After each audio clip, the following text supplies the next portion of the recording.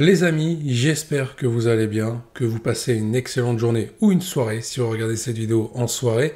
On se retrouve pour une nouvelle vidéo sur l'œuvre de Boruto et on va parler d'un élément que j'ai survolé un petit peu dans les vidéos précédentes auxquelles j'ai fait allusion. On va parler du Jogan. Et bien entendu, si on parle du Jogan, on va parler de Boruto, mais aussi du personnage de Toneri. Bien entendu, vous l'aurez compris, est-ce que ça pourrait être une référence au titre de la seconde partie qui nous a été présentée, une seconde partie qui va démarrer avec le chapitre 81 lors de sa sortie le 20 août 2023. Blue Tube Vortex, est-ce que c'est une référence au Jogan de Boruto? Alors par quoi commencer? On va décrypter un petit peu ce titre Tube Blue Vortex, deux vortex bleus. On va rester sur la traduction française, je la prononcerai mieux et ce sera mieux pour vos oreilles, sinon ça risque de saigner. Alors deux vortex bleus, à quoi ça pourrait faire référence? On l'a vu avec le one-shot sur Minato, le mot vortex fait référence au Uzumaki, notamment du côté de Kushina. Bien entendu, à l'heure actuelle, on est sur l'œuvre de Boruto, donc dans la chronologie qui nous est présentée autour de cette époque. Le personnage de Boruto étant un Uzumaki, deux vortex bleus pourraient donc faire référence à ce personnage. Le souci, c'est qu'il y a deux vortex. Est-ce que Boruto pourrait éveiller le Jogan non pas que d'un seul œil, mais des deux yeux? En soi, cette possibilité est vraiment mince, mais elle reste possible. Mais je pense quand même que Boruto n'aura qu'une seule pupille concernant le Jogan. Parce que n'oubliez pas qu'il a le Byakugan de Momoshiki, ce n'est pas le sien. On va pas lui donner 70 000 pupilles, parce que là, Boruto, il risque d'être trop cheaté. Rendre Boruto trop fort, ce n'est pas un problème, mais le souci, c'est qu'il faut des adversaires puissants.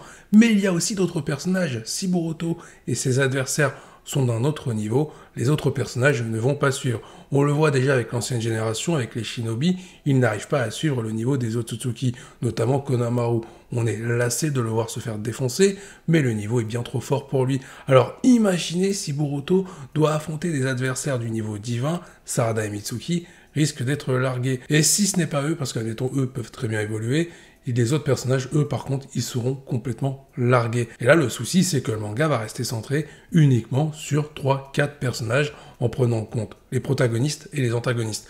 Mais ce n'est pas le sujet du jour, on n'est pas là pour parler de l'échelle de puissance de Boruto ou d'autres personnages dans l'œuvre de Boruto, on est là pour parler du Jogan. Du coup, revenons sur cette théorie, une potentielle référence qui est faite avec le titre Tube Blue Vortex. Est-ce que ça pourrait être une référence au Jogan que possède Boruto dans l'anime et non dans le manga? Car pour rappel, pour l'instant, dans le manga, Boruto n'a pas le Jogan. Il nous a pas été montré, en tout cas. Dans l'anime, on l'a vu à plusieurs reprises, notamment dans l'arc du Nuée avec Sumire, dans l'arc Momoshiki, lorsque Boruto donne le coup de grâce avec son Rasengan face au personnage de Momoshiki, il active le Jogan à ce moment-là. Souvenez-vous, dans le manga, à ce moment-là, Boruto n'active pas le Jogan. Donc, pour l'instant, dans le manga, il n'est pas là.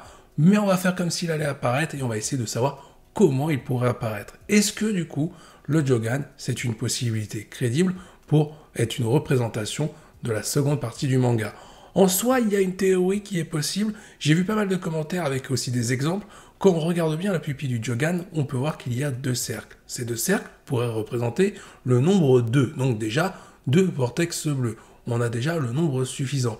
Forcément, le Jogan étant d'une couleur bleue, deux vortex bleus, vortex étant une référence au Uzumaki, la référence pourrait être toute trouvée avec le Jogan. Donc pas besoin d'avoir deux pupilles, une seule peut suffire par rapport à son design et comment il nous l'est montré. Si une pupille représente deux vortex, pourquoi pas? Alors on est bien sur une référence. Et on va prendre cette théorie en compte, ce n'est qu'une théorie, j'insiste là-dessus. Ce qu'il faut déterminer surtout, c'est comment le Jogan pourrait apparaître dans le manga. C'est surtout dans le manga que ça nous intéresse, parce que dans l'anime, on sait que le Jogan va revenir. D'ailleurs, à la fin de l'épisode 293, Kawaki et Boruto s'opposent, font un face-à-face, et à ce moment-là, Boruto a le Jogan. Donc le Jogan va être utilisé dans l'anime, ils ne l'ont pas oublié. Même si tu sens que c'est galère pour l'employer par rapport à ce qui se passe dans le manga. Mais comment pourrait-il apparaître dans le manga? Tout simplement par rapport aux derniers événements qui se sont produits autour de Boruto. Boruto est obligé de fuir les shinobi, ils sont en train de le traquer, parce qu'ils lui reprochent d'avoir tué Naruto. Donc cet acte criminel qui lui est reproché va lui valoir des ennuis, de sacrés ennuis. Les conséquences vont être assez violentes pour Boruto. Il ne peut pas rester dans son coin tranquillement. Certes, il est aux côtés de Sasuke, donc ça lui fait un allié de taille, mais quand même, il a tout le monde shinobi à ses fesses. Donc Boruto, il doit être sur ses gardes. Maintenant aussi, il doit évoluer, devenir plus fort pour affronter Karoki et espérer restaurer le monde de shinobi, notamment dans les souvenirs des shinobi qui ont été modifiés par le pouvoir d'Eda. Que va faire du coup Boruto? Est-ce que Sasuke, ça peut suffire en termes d'enseignement pour que Boruto puisse évoluer? En soi, oui, pourquoi pas.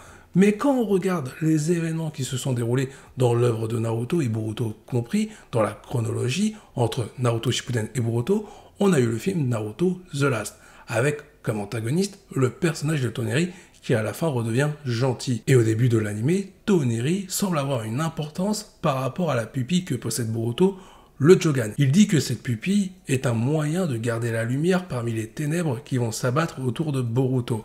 Ça tombe bien, Boruto vient de tout perdre, les ténèbres sont en train d'arriver sur le personnage de Boruto et le manga est en train de s'assombrir. Le Jogan pourrait être ce rayon lumineux pour libérer Boruto des ténèbres. Cette référence serait donc en lien avec ce que disait Toneri au début de l'anime. Mais encore une fois, on n'est pas sur le manga. Mais justement, en parlant du manga Boruto, le Jogan pourrait être introduit grâce à Momoshiki. Souvenez-vous, avant d'arriver sur la Terre, Momoshiki, Kinshiki et si on prend en compte l'anime Urashiki, avaient croisé la route de Toneri. Il l'avait scellé, notamment Urashiki. Sauf qu'à ce moment-là, dans le manga, si on prend en compte l'anime, Urashiki est mort. Peut-être que Toneri a été décellé. Et même s'il reste scellé, ça n'empêche pas Momoshiki de dire à Boruto qu'il connaît un Otsutsuki sur la Lune du nom de Toneri qui pourrait l'aider. Et même Sasuke, il pourrait confirmer les propos de Momoshiki pour le personnage de Boruto. Sasuke pourrait dire que oui, autrefois Naruto, notamment lors du film Naruto The Last, Naruto a affronté un Otsutsuki sur la Lune. Celui-ci avait réussi à obtenir le pouvoir du Tessengan. On pourrait même faire un petit lien, il faudrait que ce soit bien fait, un petit lien avec Himawari et son potentiel, ainsi que Boruto pour sa maîtrise au niveau du Jogan. Peut-être que Toneri pourrait apporter pas mal d'éléments pour les deux Uzumaki. Deux vortex bleus. Là, on peut les mettre encore une fois en corrélation. Il y a quelque chose quand même de très bizarre avec le personnage de Toneri et tout ce qui se passe autour de lui. Pour moi, ça fait un petit moment qu'il aurait dû être mentionné. Je veux dire, à l'époque, Naruto, il a envoyé Sasuke. Alors Sasuke, il a quitté le village de Konoha pour faire sa rédemption, mais il en a profité aussi pour réaliser sa mission, obtenir des informations sur les Otsutsuki. C'est quand même très bizarre que Naruto n'a jamais demandé à Sasuke ou que lui-même soit allé rendre visite à Toneri pour obtenir plus d'informations en détail. Et même après, quand Momoshiki a débarqué, il aurait été intéressant que Naruto mentionne Toneri. Et là, on aurait pu avoir un petit arc avec Naruto-Boruto se rendant sur la Lune. On aurait pu renforcer le lien père-fils, et en plus de ça, on aurait pu continuer de développer Toneri, et en plus, dans le manga. Mais là, vous allez me dire, oui, mais Naruto, il ne peut pas se rendre sur la Lune. En plus, le portail entre la Terre et la Lune a été détruit dans le film The Last. C'est vrai qu'il y a eu ce délire-là pour que Toneri puisse se rendre sur la Terre. Pareil pour que les shinobi puissent se rendre sur la Lune. Mais on oublie un détail très important. Sasuke, il avait son Rinnegan à l'époque. Il est capable de voyager dans toutes les dimensions. On va pas me dire qu'il n'est pas capable d'aller sur la Lune. Là, ce serait quand même assez grossier en termes de développement. Le personnage de Toneri, dans le scénario, aurait dû apparaître depuis un petit moment dans le manga. Même s'il est apparu dans l'anime, mais pour l'instant, il n'est apparu que dans la Lune ou dans les pensées, si on peut dire ça comme ça, du personnage de Boruto. Pour l'instant, dans le manga, il n'y a rien du tout. Ce qui est d'autant plus troublant, c'est aussi les références qui nous ont été faites dans l'anime, mais aussi dans le manga par rapport au Jogan. Alors dans l'anime, comme je l'ai dit à plusieurs reprises, on l'a vu, le Jogan. Mais même parfois, il y a eu des allusions au Jogan sans qu'il soit présent dans l'anime. Mais aussi dans le manga, parce que le personnage de Sumire, tout ce qui lui est arrivé autour du nuée, les expériences qu'elle a vécues, tout simplement, ça a été mentionné dans le manga. Alors, ça ne nous a pas été montré, mais ça nous a été mentionné. Problème, dans l'anime, quand cet arc nous a été montré, on a vu que le Jogan a joué un rôle important pour le personnage de Boruto, mais aussi concernant la résolution de cet arc. Donc, le Jogan a joué un rôle dans le manga, sans qu'on le voie, notamment du côté de Sumire, ainsi que du côté, forcément, de Boruto. Et il y a eu d'autres références par rapport au Jogan. Sarada qui fait une référence aux yeux bleus de Boruto, qui en parle pour comparer les yeux de son ami par rapport à son père, Naruto Uzumaki. On a une référence aussi par rapport à la créature divine qui nous est montrée de la part d'Ishiki, ou plutôt expliquée, développée. Et à ce moment-là, on a le droit à une belle case nous montrant une créature pour représenter la volonté divine des Ototoki, pour la montrer au personnage de code. À ce moment-là, derrière cette créature, il y a, comme on pourrait dire, des pupilles qui ressemblent au Jogan. Donc une référence, encore une fois, qui touche cette fameuse pupille qu'a possédé Boruto dans l'anime, et qu'il possède toujours d'ailleurs. Et pour rester sur l'anime, la scène de la représentation divine des Ototoki, la volonté des Ototoki, est représentée en couleur dans l'anime, forcément, et à ce moment-là, on peut voir que la référence qui nous avait été montrée dans le manga semble complètement toucher la pupille de Boruto, le Jogan.